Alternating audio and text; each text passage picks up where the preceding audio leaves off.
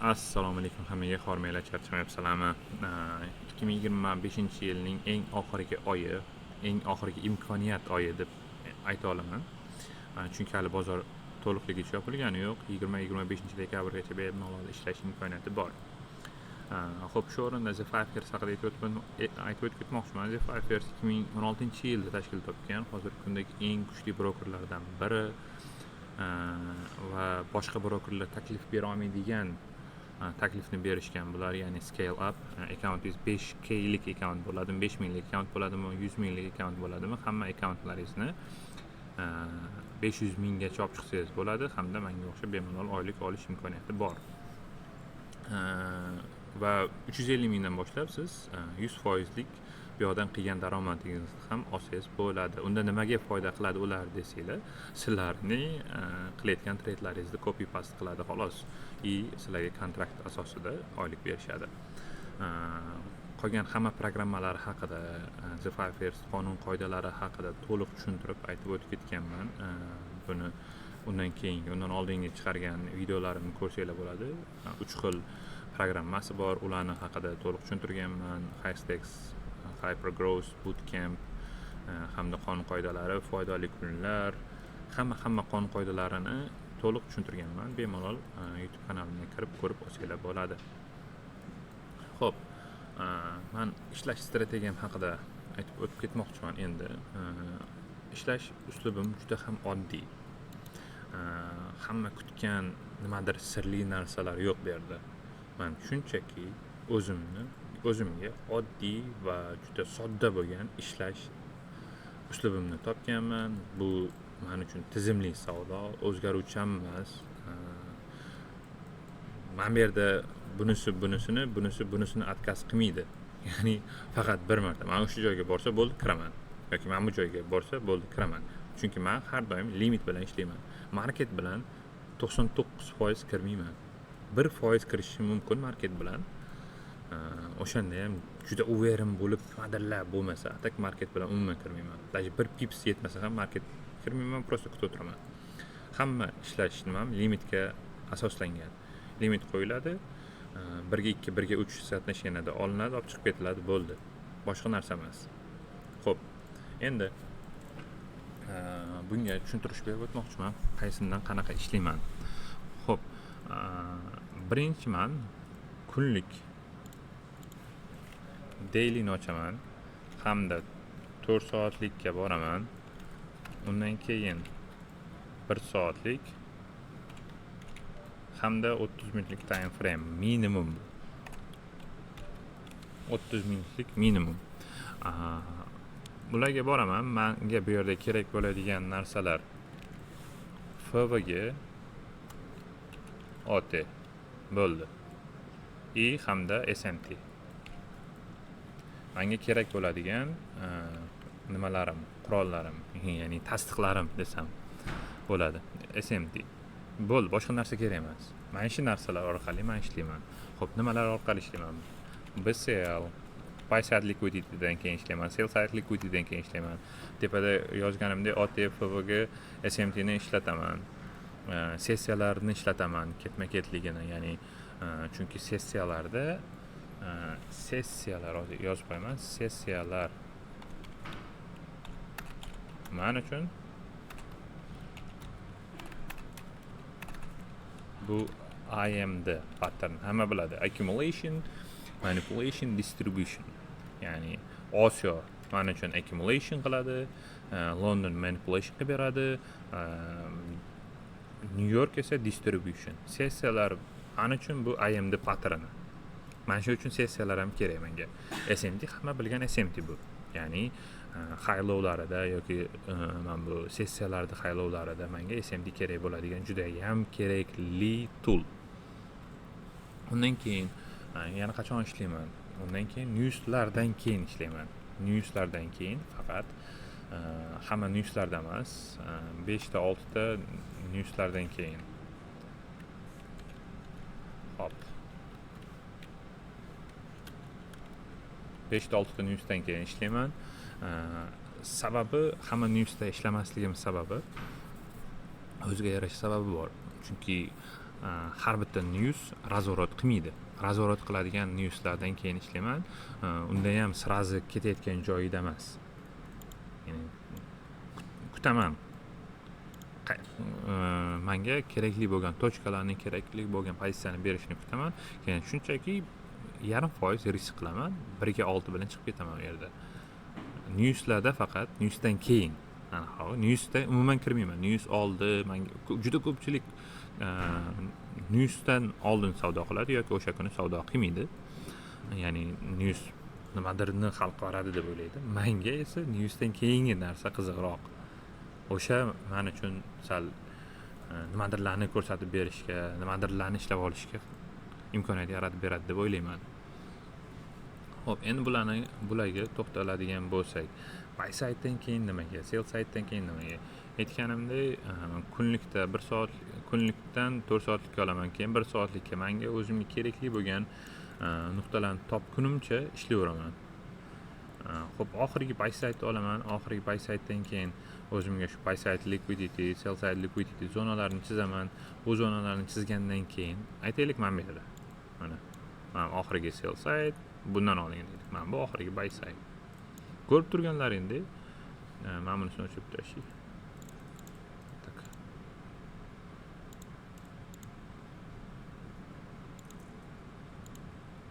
Oxirgi sell side bu, mana bu.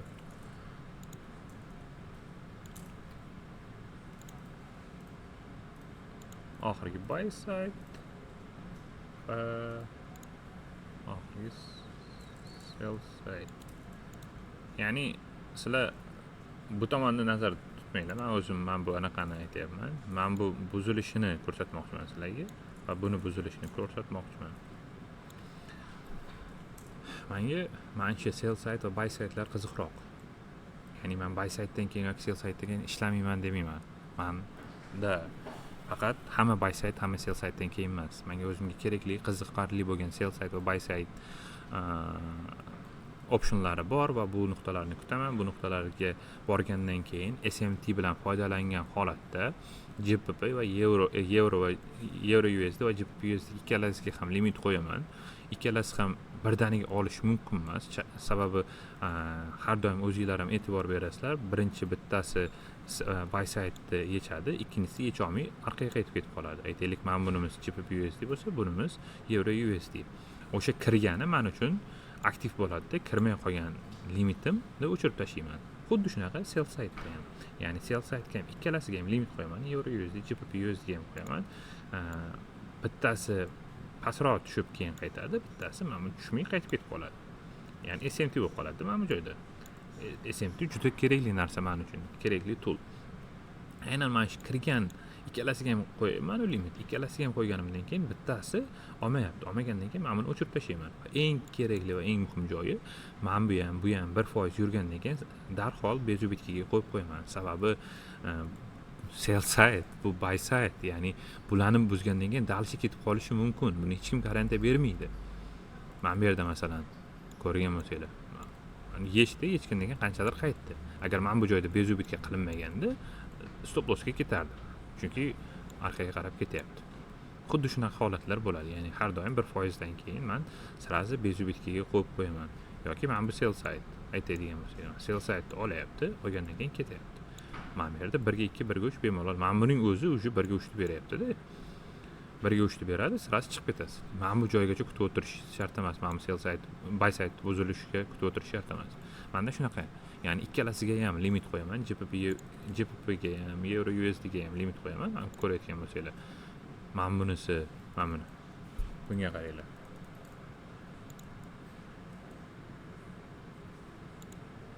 Bu euro USD, bu GBP USD.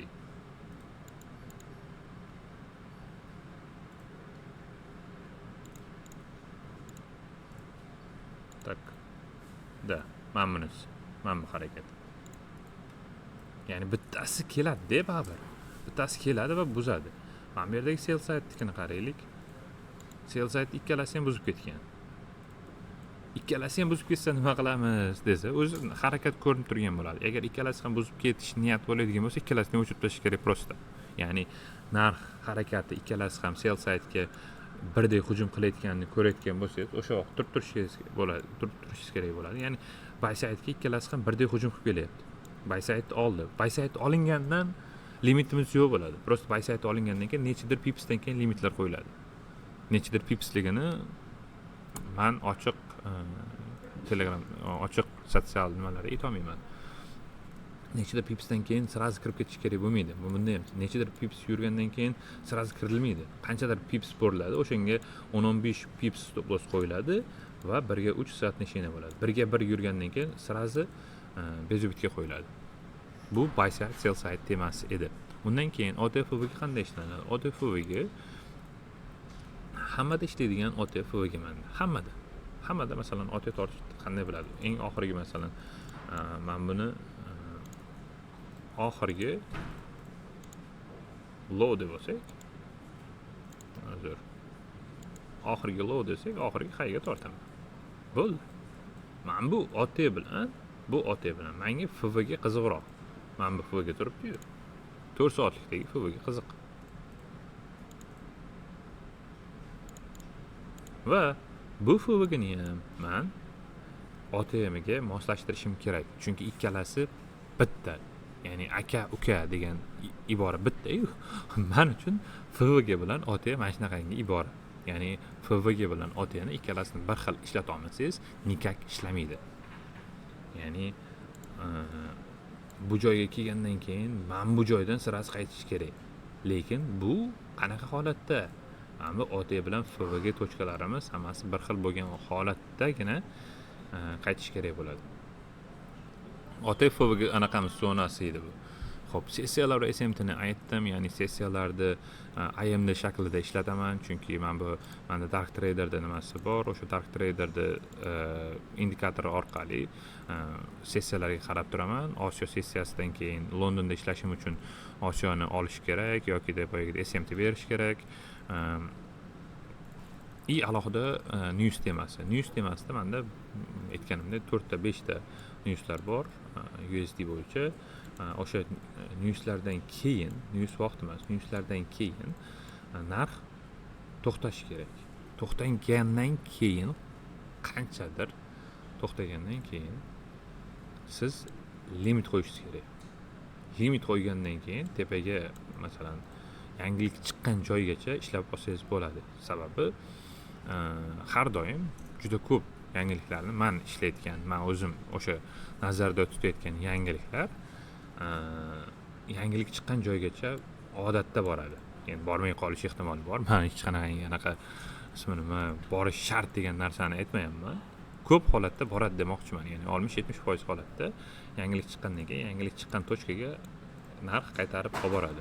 O'sha sababli men 0.5% risk qilaman. 0.5% riskim 1 ga 6 bo'lsa, boyagidek 1% risk qilganimni aniq nisbatini beradi. Bunda qachon nima qo'yiladi? Bunda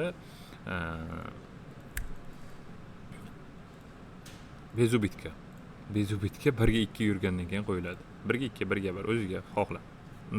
News holatiga qarab qo'yiladi. Xo'p, Nasdaq bilan tilla ikkalasi alohida tema. Ikkalasi prem alohida tema. Chunki Nasdaqda men past 5 yillik bektasini qilib chiqdim. 5 yillik bektasida hammasida har xil Nasdaqda ham, paralada ham men asosiy e'tiborimni sonlarga e'tibor beraman. Chunki bilasizlar, bizlar bank sistemasida ishlaymiz. Ya'ni ertalab bank ochilsa, bozor harakat yurib boshlaydi. Lekin bu anaqadagi internetdagi bank manipulyatsiyasi, balobatlar u emas. Ishoninglar, emas. Prosta nimani nazarda tutmoqchiman? Tradingda sonlar ham ishlaydi demoqchiman, xolos. Buni ortiqcha nimadirlar deb tushunish kerak emas. Prosta banklar ochilgan vaqtda narxlar tezroq yuradi. Shu sababli ham tradingda men ko'proq sonlarga e'tibor beraman, xolos.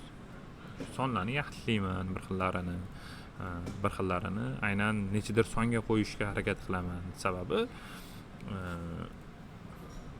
bank sistemasi shunaqa ishlaydi deb o'ylayman. Ya'ni tepadagilar bu joydan sotib olgan, men bu joydan sotgan degan orderni, buyruqni beradi deb o'ylayman men o'zim. Boya news temasini ozgina nimalarni qoldirib ketdim. Maksimalni aytishga harakat qildim. Shu Newsda mana bu harakat, ya'ni ketma-ket ketayotgan harakatda sразу buyga yoki sellga qo'yish kerak emas. Hammasida, newsda ham, buy side, sell side ham hammasida limit bilan ishlanadi. Bo'ldi. Sizda qiladigan ishingiz mana bu FVG'larda ham hammasida limit. Limit bilan ishlaysiz, bo'ldi. 1 ga 2, 1 ga 3, 1 ga 2, 1 ga 3. Ketma-ket emas. 3 ta stop loss olishingiz mumkin, ketma-ket 4 ta stop loss olishingiz mumkin, lekin har doim bir xil sistema bilan ishlasangiz, bu sistema baribir tagi plyusda chiqasiz. Men o'zim yaqqol isbotiman. Chunki agar nimadir neto bo'lganda, men o'zim plyusga chiqmasdim, nimadir neto bo'lganda bu sistemada menda bunchalik payoutlar bo'lmas edi. Xo'p, tillada boshqacharoq. Tilla bilan Nasdaq aytganimdek o'zgacha dunyo. Ularda ham men anaqani ishlataman. Asosiy ishlatadigan narsam OT hamda FVG, BPR. Bo'ldi.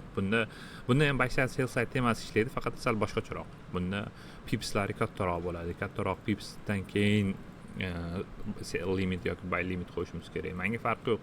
All time highda bo'ladimi yoki all time lowda bo'ladimi, umuman qizig'i yo'q. O'sha joyga limit qo'yaman. Aniq 1% yoki 0.5% qo'yilgan zelkam o'xshamaydigan bo'lsa, ketma-ket orqasidan kirib ketish xato. Tillani faqat hozir oxirgi vaqtlarda faqat auditoriya uchun, ya'ni sizlar uchun ishlayapman. Men o'zi tilladan ishlamayotganim ancha bo'lib ketganda, endi auditoriya ko'pchiligi tillaga e'tibor qaratganligi sababli tillani qo'shishga harakat qilyapman. Lekin men o'zimga alohida bitta akkaunt bor, tilla va Nasdaq uchun CFD. O'shanda aynan o'sha akkauntda savdo qilinadi, 100 minglik. O'sha akkaunt ham nima bo'lsa bo'la qolsin, mayli tayyorman deb o'sha akkauntda ishlayman. Hozir normalniy plyusda turibdi. Sababi qancha ko'p ishlasangiz, shuncha ko'p minus qilasiz tilla va Nasdaqda. Men shu narsani bilaman. Men shu narsani uchun ham kamdan kam signal beraman o'zim kanalimda ham, ya'ni ochiq kanalda ham. Yopiq kanalda Nasdaqga beraman. Nasdaqda faqat futuresda ishlayapman. CFDga boyaga aytganimdek, tilla va Nasdaq uchun ajratilgan alohida nima? The 5 yearsda esa parallelda. Nasdaq temasi juda chuqurroq tema, chunki har yili har xilcha o'ynaydi, har yili har xilcha harakatlarni ko'rsatadi. Shu sababli ham faqat futuresda Nasdaqda xudo xohlasa 2026-yilda katta payoutlarni aynan Nasdaq va Euro USD paralarini, GBP USD paralarini chiqarishga harakat qilib ko'raman, tillada emas. Futuresdagi bor e'tiborim Nasdaqga qaratilgan, CFDdagi bor e'tiborim esa Euro va GBP USD ga qaratilgan. Nasib mana shunga endi komanda desakmi, bilmayman. Ko'ramiz. Xudo xohlasa erta 20-dekabr kuni mana shu ishlash uslubim kimgadir qiziqadigan bo'lsa, kimgadir limitlar bilan ishlash qiziqarliroq tuyulayotgan bo'lsa, 1 ga 2, 1 ga 3 sootneshenidan qiziqarliroq bo'layotgan bo'lsa, bemalol admin akkauntimga yozishinglar mumkin. Admin akkauntimda narxini aytib qo'yaman, lekin o'zim 1 ga 1 mentorship o'tayotganimdan 3,5 barobar arzonroq qilib beraman va bu 1 yilda 1 marta bo'ladi. To'liqroq ma'lumot qilib berib o'tsam, haftada 2 kun yoki 3 kun qilamiz va kechki vaqt bo'ladi. O'zbekiston vaqti bilan 8 yoki 9 da hamma darslarimiz yozib olinib kanalga tashlanadi. Nima tugagandan keyin, darslar tugagandan keyin esa bir oyga VIP kanalimga access beraman. Shu o'rgangan narsalarimizni o'zingiz ham realniy bozorda ham qo'llab, ham bu yoqda to'g'ri qilyapmanmi yo'qmi deb backtest qilish uchun. Yana bitta narsa, backtestlarni maksimalni qarab, hamma narsani tekshirib, nima xato qilyapsizlar, nima qo'yapsizlar, qo'lni ko'rib aytib o'tib ketaman.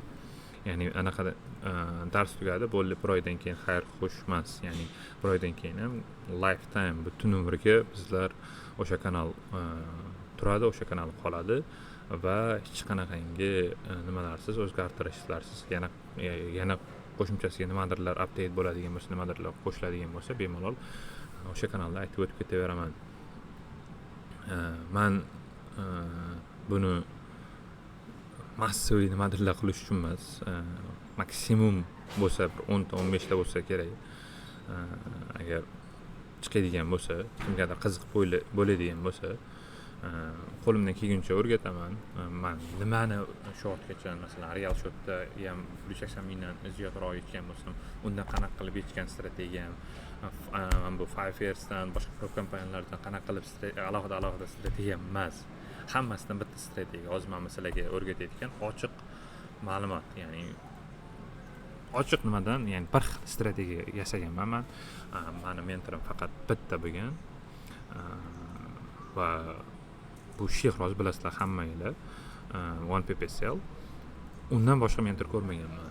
Ya'ni men boshqa nimalarni bilmayman, to'g'risi, ochiq gap. Men boshqa CRT yoki nimadirlar, Malayzian CNR, bu hech qanaqa strategiya. ICT ni men o'zimga moslashtirib olganman, xolos. ICT ni Shehroz boshida o'rgatgan narsalarni o'zida bor narsani menga bergan. O'sha narsalarni men o'zimga ketma-ket javon qilib yig'ib, o'zimga foydalanish uchun tayyorlaganman. Unisini unga qo'shganman, chalishtirganman. Xullas, o'zimga strategiya o'ylab topganman va bu strategiyam davomida Xudoga shukr, mana 3 yil davomiki normalniy ishlab, normalniy payoutlar qilyapman. Kimgadir qiziq bo'lsa, bemalol admin akkauntimga yozishingiz mumkin. 20-dekabr boshlaymiz, 20-yanvar tugatiladi. Chunki aynan mana shu vaqt oralig'ida, ya'ni 25-dekabrlarda bozor sustlashadi. 5-10-yanvargacha. Aynan mana shu oralig'da unumli foydalangan holatda kimgadir manfaatli tegadigan, kimgadir men o'zim bilimimni berishga harakat qilaman. Chunki bu bilimni qanchadan qancha faillar orqasidan olganman, to'g'ri tushunasizlar. Chunki har bitta newsdan keyin, har bitta mana bu buy side, sell sidedan keyin qaytishini topishim menga qanchadir summaga, qanchadir akkauntlarga tushgan. Shu sababli men bu narsani точно men bu joy deb ochiq kanallarimga ayta olmayman. Uni to'g'ri tushunasizlar degan umiddaman. Lekin qo'limdan kelguncha o'zim nimani bilsam, qaysi strategiyani biladigan bo'lsam, hammasini Xudo xolasa 20-dekabrda boshlanadigan mentorshipda aytib o'tib ketaman va bu 1 yilda bir marta bo'ladi. Keyingisi Xudo xolasa 26-yilning 20-dekabrdan boshlaymiz, Xudo xolasa. Charchamanglar, kimgadir nimadir ozgincha bo'lsa ham nimadir bergan bo'lsam, xursandman. Sizlarga dalshi bo'lshi Musafix kanalida o'zim ideyalarim bilan bo'lishib boraman. Men qanaqa bozorga qarayotganim, qarashim asta-sekinlik bilan adashmasam o'zi ko'pchilik tushunib boshlashdi. Juda ko'pchilik bayda o'tirgan bo'lsa, men selda o'tirgan bo'lishim mumkin. Juda ko'pchilik selda o'tirgan bo'lsa, men bayda o'tirishim mumkin. Menda shunaqa strategiya, endi tushunasizlar. Hammaga rahmat, charchamanglar, omad. Kelayotgan 2026-yilliklar bilan sizlar bilan Muso FX. Aytgancha oxirida lirik pauza. Telegram, YouTube hamda Instagram sahifalarimga obuna bo'lib, qo'llab-quvvatlashingizni xohlardim. Rahmat.